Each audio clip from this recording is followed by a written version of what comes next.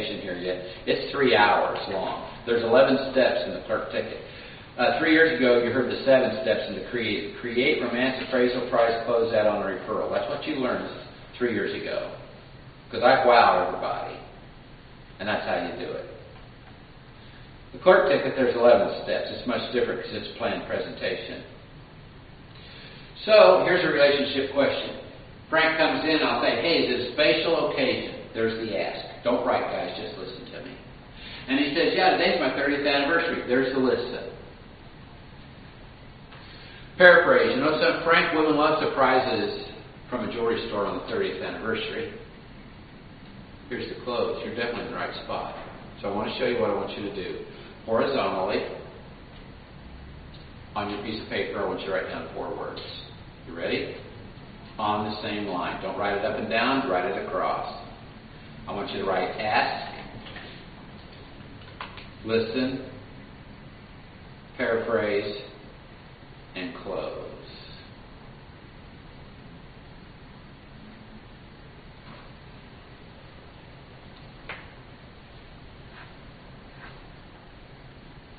Underneath the word ask. Now we're going to talk about the psychology of communication, okay?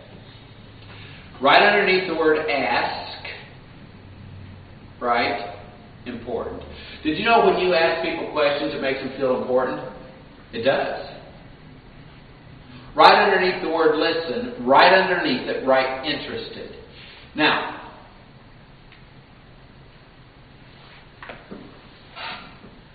Brooke, have you said to your husband you're not listening? Once or twice. Robin, you've never said that. You weren't listening. A few times. And you know what's amazing is you can tell when somebody is or isn't listening. But here's what's really interesting. You can listen to somebody and never hear a word they said. And you can also hear somebody but not listen. And sometimes you'll say you weren't listening and they'll repeat everything that you said back word for word. But that doesn't mean they heard it either. Because subconsciously it registered, but you weren't thinking about what was said. You guys understand what I'm saying? There's a lot of psychology in here.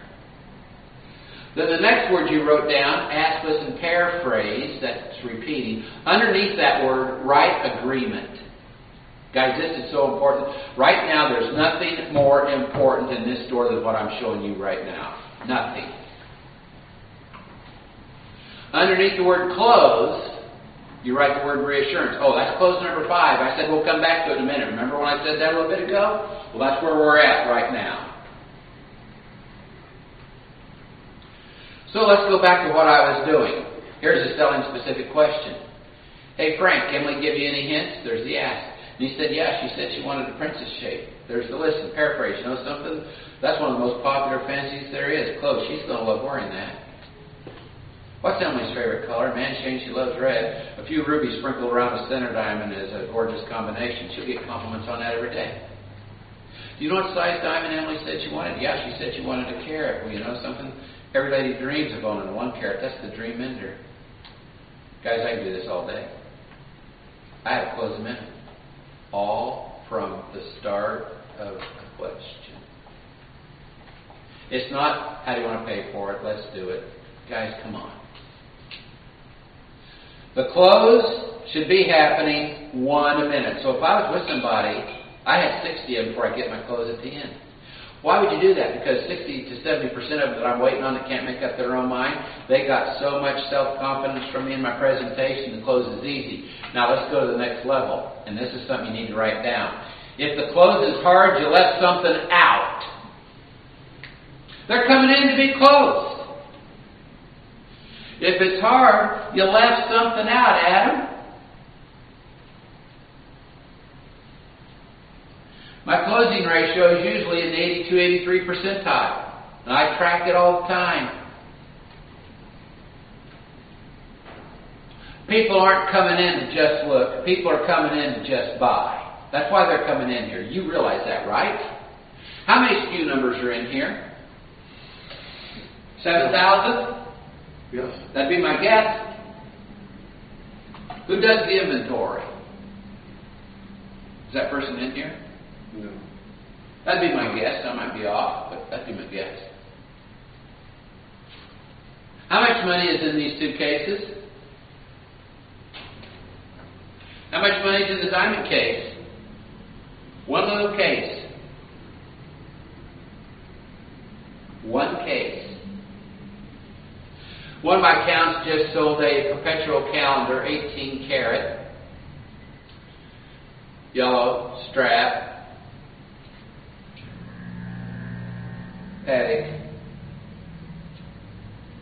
Every 4 years, one gear clicks to February 29 by itself.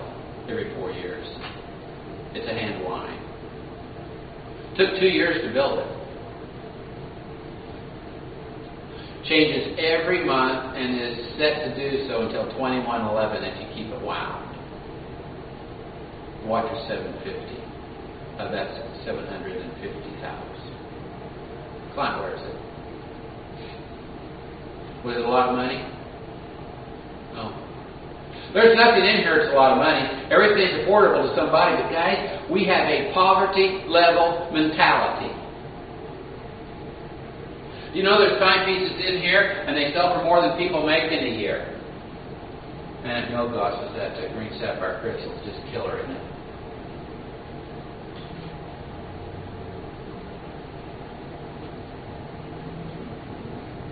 Did you know if you sell out of your own pocketbook clothes, it can be hard because you think it's a lot of money?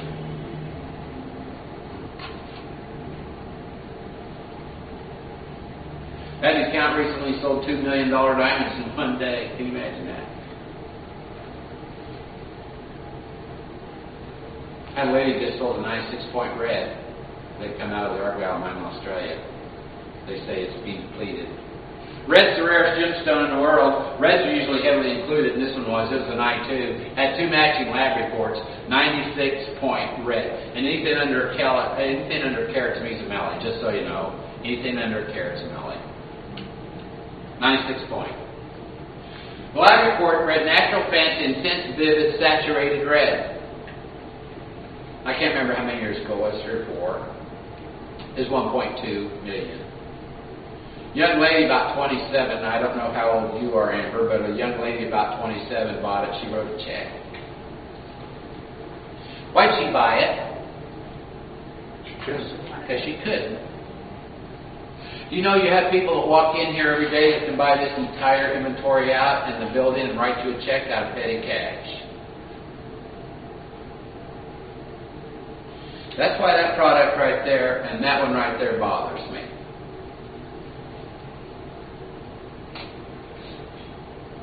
I don't mind you having it, but if I sell an Alex Nani bracelet and I work for you, that client's holding a carat or a Rolex where they go. Every one. If I sell a Pandora bead, that's great. But every one of them is going to hold a carat or Rolex where they leave too. We've got to take a more professional advantage of every selling opportunity. And it's not radio or TV and the web page that does that. It's touch and it's feel and it's smell and that's what have you. How do you sell 16 in a day? Wow. 14 of those people had been previously wowed. One guy came in, I showed him a diamond probably 2 or 3 years before that. He'd been saved. He came in and bought studs and a pendant, all carat. He bought 3. So that wasn't 16 individual sales. I don't remember how many people that was that day, but it was 6 or 7. Only 2 that day were created from scratch.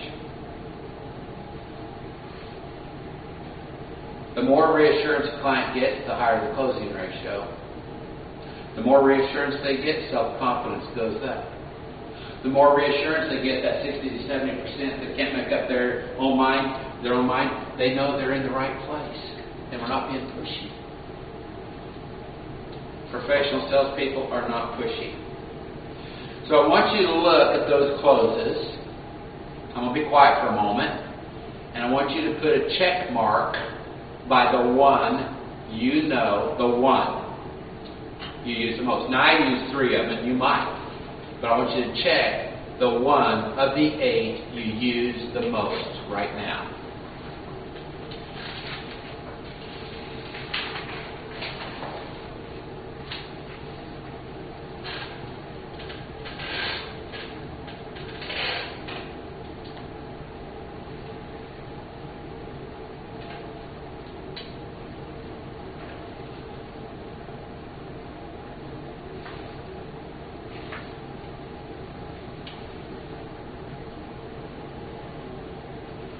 What'd you check?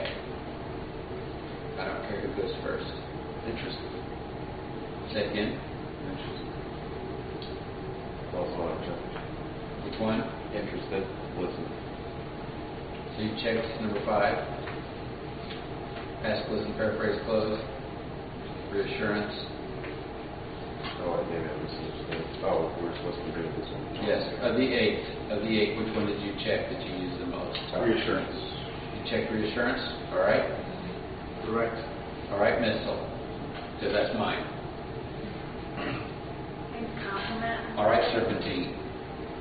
I did compliment, and I also did the whisper close too. All right, but serpentine was dominant. Mhm. Okay, that's serpentine sneak. Wait till you check one. Compliment, Right. serpentine. Indirect. Indirect, reassurance. All right, so probably serpentine. Now, here's what I want you to do with the ones you checked. Are you ready? Eli checked missile. 2 of you did compliment, serpentine, so on and so forth. The ones that you checked, now the one dominant, not all of them, tonight, the one you checked, if you put compliment, write 10 of them out. I want you to bring tomorrow 10 closes of the one you checked. Now the ones I use in this order are direct, question, and I do reassurance all the way through, but my dominant close in the 30-second window is number 1. Emily's dominant is number 2, the compliment. So, if I tried to use the compliment close, it's going to sound hokey, but if you are a serpentine, you try to use the direct close, it's going to come out quick. You have to spell profile correct. You have to spell profile correct, guys. You got to. You get out of it, it doesn't feel good. It's not comfortable. So the ask, listen, paraphrase, close changes everything. And the only way you're going to master it, so there's another part of your assignment. Tomorrow I want you to bring in 10 relationship questions and 10 selling specific. So right now you're going to write down 10 closes that are in your profile, and you're going to write down 10 relationship and 10 selling specific closes. Relationship. How long have you been married? How long have you been engaged? When's your wedding? Are you from here? When's your anniversary? Relationship. Selling specifics. She give you any hints. What's your favorite color? Here's another one. What color metal did Emily say she wanted? Well, she said she wanted white. Well, that's a wise decision. It's the most popular of all metals right now. But just go a little further. Did she say she wanted platinum or if she wanted 18 karat white? Oh, man, I'm glad you asked. She wants platinum. Well, you know something, Frank? Platinum's a generational metal. Not only is she going to love wearing it, the next generation's going to love wearing it more than she did. Ask, listen, paraphrase, close. There's another one. Guys, the only way we're going to get good at this is to practice it. How did I find out about it? Well, I used to record all my presentations. Oh, yeah. I listened to them at home at night. I've listened to thousands of my presentations. I knew the moment I lost it. I knew when I didn't handle the objection correctly. And there's this happening with the ask, listen, paraphrase, close. I'm thinking, gosh, that's interesting. And I started practicing it a lot, and my closing ratio just kept going up and up. And if you go into the communication psychology, you'll find out that it is actually in there, and it's something that people that psychologists use a lot. So the ask, listen, paraphrase, close. But it shows you're really listening. Really listening. So mostly we should talk less and listen more, because the more the client talks, the higher the closing ratio. Talking less, listening more. A while back a survey was done, and I don't remember who did it. It might have been GE or General Motors or Ford. I don't remember who did it. But they stood outside automobile dealerships, outside piano stores, jewelry stores, malls, and people left with boxes and bags and got into new cars. They didn't ask any questions. Obviously, they purchased. If people came out empty-handed, they'd walk up and say, hey, Adam, would you mind if we ask you a few questions? They interviewed millions of people. They started with the freshman class, all marketing colleges across the United States, New York, California, did the research, and they did it for 4 years, all the way through the senior class. They interviewed millions of people. And when they came out, they said, did you find something that you wanted? And they said, yes. And then they said, why didn't you buy it? This is where it got real interesting. They got hundreds of answers. I just took the top 6. I want you to think about this. Because you have people, you have beautiful inventory, 7,000 SKU numbers that come in every day. And the number one reason people shop the internet is not price. That's number 4, not number 1. And millennials, 20 to 34-year-olds, do a ton of research before they purchase. Over 90% of them do research before they purchase. Eli told me last night that he's got you guys doing diamonds 1 and 2 and diamond grading diamonds from GIA. Do you know that millennials that don't work in jewelry store can go to GIA and pass the written examination right now? That's how much research they do before they buy. It's interesting. They can't grade them, but they can pass the written exam. They know the crown angles on an ideal cut. They know it's 34.5 degrees. They know the table percentage. I've been a gemologist for 40 years, maybe.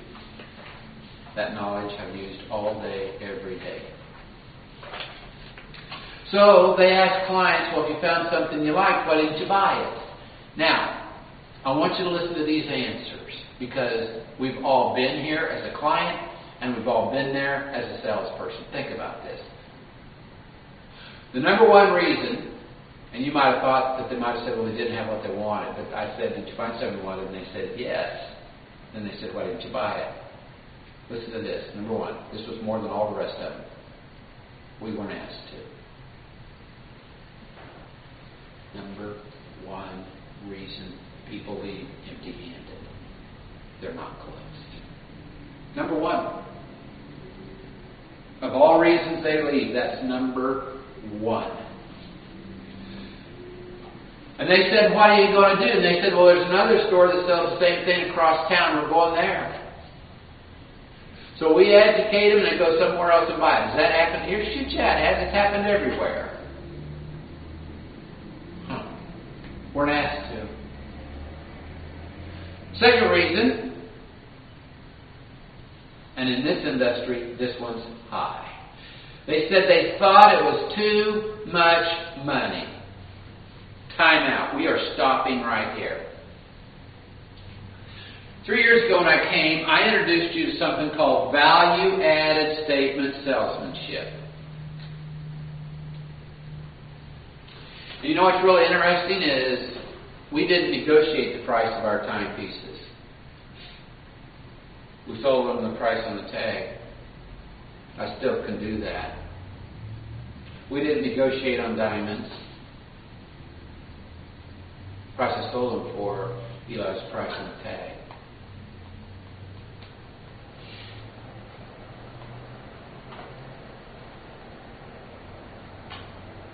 How long have you been in the jewelry industry?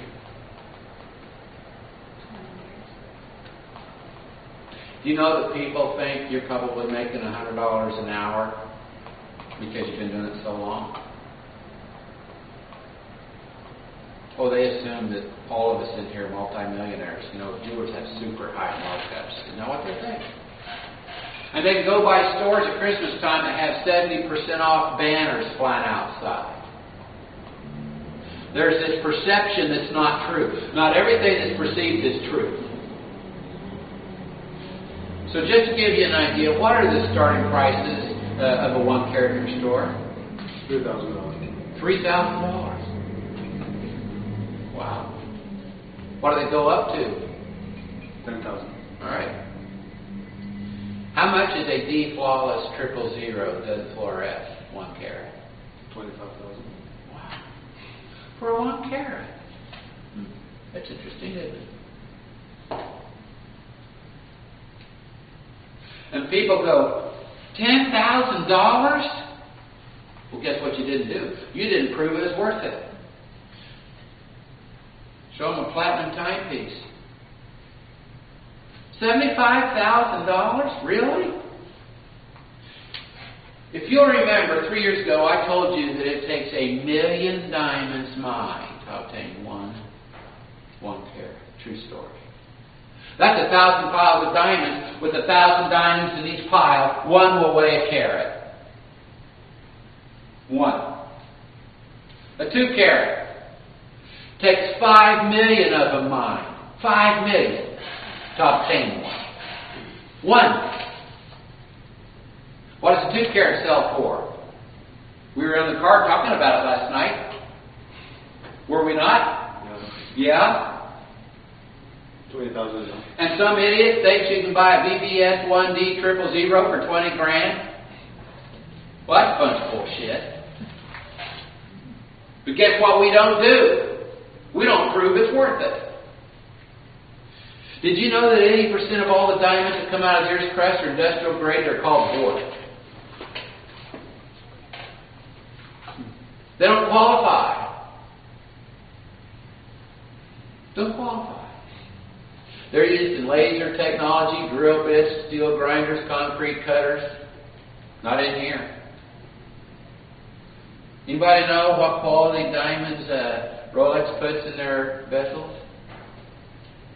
Anybody? BS. Pardon? BS. What color? F or better, 000s. What's that? I thought they were SIQs. Maybe the Time X. We're just making. Not a Rolex. Taiwan's GH. Do you have a yellow diamond? I do. Is it over a carat? Yes. How much is it? 29,000. 3 carat. How much? Only 29,000. And it's a what? 3 carat. Cushion. You got a 3 carat yellow diamond for $29,000. Is it natural? Natural. Do you want it? How good are you with numbers since you spoke up? You ready? Yes. All right. Listen to me very carefully. We're just going to talk about a 1 carat, not a 3. Because I've asked cutters, site holders, and miners, what are the odds on a 3? Now it takes 5 million to get a 2. I've said, what's the odds on a 3? I don't know. Let's just talk about a yellow 1 carat. Are you ready? All right, since you smart ass. Are you ready? I'm waiting. All right. Listen to this very carefully. Colored diamonds happen once in nature every 10,000 diamonds mined. Now, if it takes 1 million diamonds to get a carat, they have to mine 10,000 1 carats to get a colored one. How many they mine? Over a quadrillion. You're a little high. Say it louder. I think it's 10 million. 10 billion. That's 10 billion. Now, you've got a 3 carat. I have no idea what the odds on are getting a 3 carat, let alone a yellow one. But a yellow 1 carat, they mine 10 billion to get it. And you'll sell that for $29,000? There's a problem. People, when they see it, think it's too cheap at shop. Should probably be $290,000. 29 grand. And you'll negotiate it. People that cut diamonds over a carat, apprentice for 10 years so they're allowed to touch a carat. 10 years. You can be a neurosurgeon in 9. 10 years. They say on TV they're forever. Your cars don't last forever. Look at all of them going down the road. People spend a lot of money. You can wear a diamond all day, every day, 24 hours a day, 7 days a week, 40 years before you pass it down to the next generation. That's how long the average 1 carat's worn before it's passed on. What does a 40-year-old car look like, especially in Michigan? Huh? Like a cast iron can. It's trashed out, isn't it? Wow. Let's talk about this product right here, Rolex.